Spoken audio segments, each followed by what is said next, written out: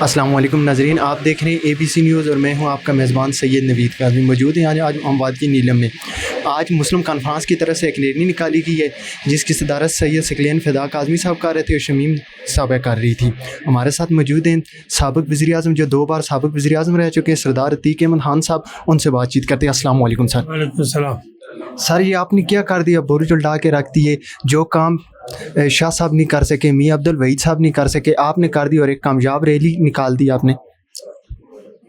جی بہت شکریہ۔ ایسے ہے کہ ایک تو یہ ہے کہ ریلی ہم نے کو پہلی بار نہیں نکالی، ہم ہر سال ماضی میں سال سے ریلیاں نکالتے ہیں، قومی دنوں کے موقع پر جلسے کرتے ہیں، اجتماعات کرتے ہیں اور اپنا جو نظریاتی سفر ہے اس کو جاری رکھے ہوئے ہیں۔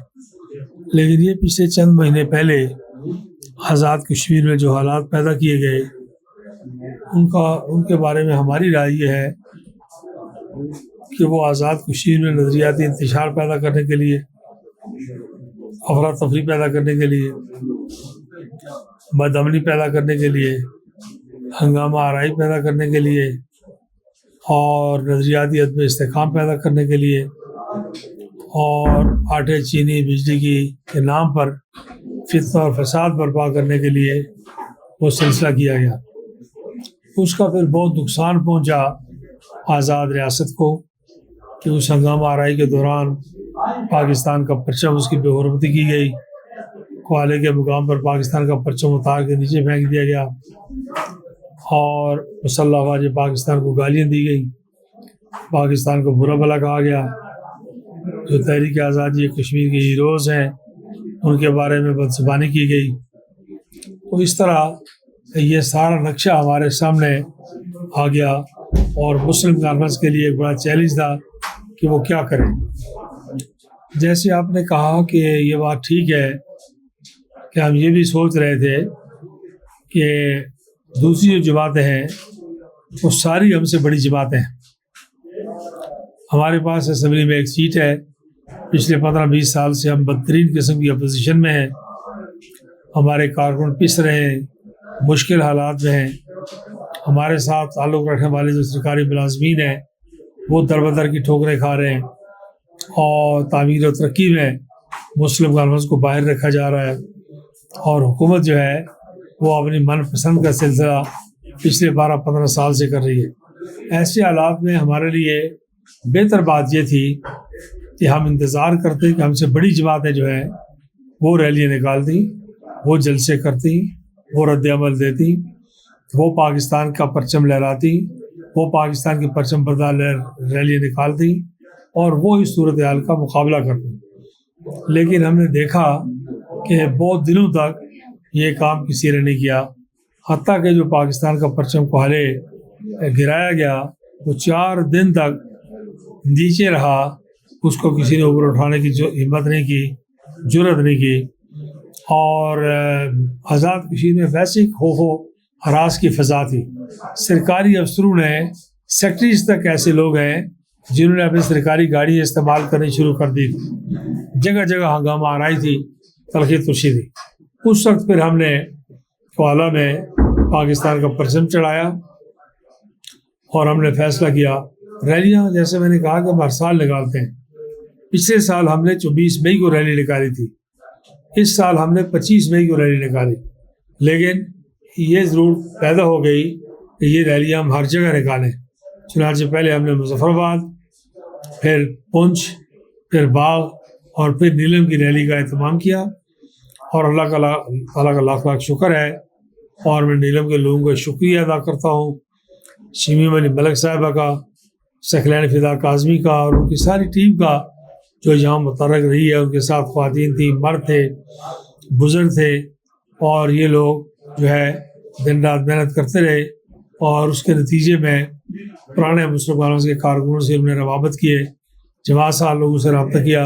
تو آج کی جو ریلی ہے، جب ماربل میں انہوں نے استقبال کیا تو میں سمجھتا ہوں کہ 200 سے زائد گاڑیاں اور موٹر سائیکل اور پاکستان کے جھنڈے اور ایک جوش اور جذبہ اور ولولہ ساتھ لیے انہوں نے مظفر آباد سے آمد پر ہمارا استقبال کیا۔ پھر ہم آگے اوپر آئے، 8 مقام پہنچے، وہاں کمانڈر شفیق نے اور ان کے ساتھیوں نے ہمارا وہاں استقبال کیا. حالانکہ اوپر راستہ 62 سے بند تھا, 2-3 گھنٹے کے لیے احتجاج تھا, اس کے باوجود اپر نیلم سے بڑی تعداد میں لوگ آئے. تو نیلم ویلی والوں نے مجاہد اول کے ساتھ جو تعلق تھا ان کا, اور ویسے بھی یہ نظریاتی علاقہ ہے اور یہ ایک پاکستان کا مضبوط اور طاقتور دفاعی مورچہ ہے, تو انہوں نے اس کا حق ادا کیا ہے. اور آج اٹھمقام میں جس اجتماع کا ہم نے شکریہ ادا کیا ہے, وہ اجتماع بھرپور اجتماع تھا, جوش والا اجتماع تھا, جذبے والا اجتماع تھا. ان کے چہروں پر تازگی تھی, مستقبل کی امید تھی, یقین تھا, اپنی کامیابی کا یقین تھا, اپنے بہتر مستقبل کا یقین تھا, اپنے مشن کا یقین تھا. کشمیر میں کا پاکستان کے ساتھ محبت جو ہے ان کی آنکھوں سے اور چہروں سے ٹپک رہی تھی. تو اس طرح یہ اچھا پروگرام اللہ پاک کی مہربانی سے ہو گیا. اس کے بعد ہم 23 اگست کو نیلا واٹ میں ایک بڑا پروگرام کر رہے ہیں, اور نیلا واٹ کے اس پروگرام سے پہلے ہم دیر کوٹ میں, باغ میں, مظفر آباد, ہٹیا, نیلم, پونچھ, سنوتی, کوٹلی, میرپور اور بمبر, اس میں جو تحریک آزادی کشمیر کے شہداء ہیں, 23 اگست سے 15 دن پہلے ہم اس بات کا اہتمام کریں گے کہ ہر روز کسی نہ کسی شہید کے مزار پر چادر چڑھائی جائے اور اس کے ورثاء موجود ہوں اور وہاں فاتح خوانی کی جائے. پہلے مرحلے میں یہ تحریک آزادی کشمیر کے شہداء ہوں گے, دوسرے مرحلے میں پھر جہاد آزادی کے 65 کے, 71 کے, 11 کے, دہشت گردی کے, line of cease fire line کے, پھر باقی جتنے بھی شہداء ہیں سب کو جستہ رفتہ رفتہ ان کے لیے فاتح خوانی کریں گے, ان کی قبروں پر چادریں چڑھائیں گے. اور مسلم کانفرنس یہ ملک گیر پیغام پوری ریاست میں شہداء کی عظمت کو سلام پیش کرنے کے لیے یہ پروگرام ہو رہا ہے. 23 اگست کو نیلا واٹ کا پروگرام کرنے کے بعد اللہ پاک کو منظور ہوا تو پھر ہم کوٹلی اور میرپور میں کشمیر بنے گا پاکستان ریلی ہوگی. سر آئندہ کے لیے لوئر نیلم کو لے کے آپ کا کیا پلان ہے؟ ہمارا سارے آزاد کشمیر کے لیے پلان ہے, صرف لوئر نیلم کے لیے پلان نہیں ہے. ہمارا سارے آزاد کشمیر کے لیے پلان ہے. ہم نیلا واٹ سے, کوٹلی سے اور میرپور سے فارغ ہو کر نیلم آئیں گے, لوئر نیلم آئیں گے, ساتھیوں سے ملیں گے, اپر نیلم جائیں گے, مظفر آباد کے باقی حلقوں میں جائیں گے, اور ہم کوشش کریں گے کہ مسلم کانفرنس کو ایک بار پھر ایک تندرست, توانا, مضبوط اور طاقتور آواز کشمیریوں کی بنایا جائے. سر آپ سابق وزیر اعظم بھی رہ چکے ہیں, آپ کی ایک بڑی جماعت ہے, لیکن اب وہ بڑی جماعت جو ہے اس میں نہیں ہے, تو اس کی کیا وجہ, آپ خود دلچسپی نہیں لے رہے یا کیا وجہ ہو رہی ہے اس کی؟ اس کی وجہ یہ ہے, ایک بڑی وجہ یہ ہے کہ پاکستان کی حکومتوں نے قائد اعظم کی کشمیر پالیسی کا انحراف کیا. قائد اعظم کی کشمیر پالیسی کی بنیاد یہ تھی کہ سارے متحدہ ہندوستان میں مسلم لیگ بنائی جائے, لیکن ریاست جموں و کشمیر میں مسلم کانفرنس ہی قائد اعظم کی جماعت ہے. ایک تو اس پالیسی کی خلاف ورزی کی گئی, شملہ معاہدے کے بعد پاکستان سے سیاسی جماعتیں لائی گئی. وہ بہت اچھے لوگ ہیں, پاکستان کی جتنی بھی سیاسی جماعتیں ہیں ان کے قائدین ہیں, کارکنان ہیں, وہ ہمارے لیے قابل احترام ہیں, لیکن ان کی مجبوری یہ ہے کہ ان کے فیصلے کشمیر میں نہیں ہوتے, ان کے فیصلے لاڑکانے میں, بنی گالہ میں اور رائے ونڈ میں ہوتے ہیں. اور مسلم کانفرنس کے فیصلے جو ہیں وہ مظفر آباد میں, باغ میں, راولا کوٹ میں اور میرپور میں ہوتے ہیں. یہ فرق ہے.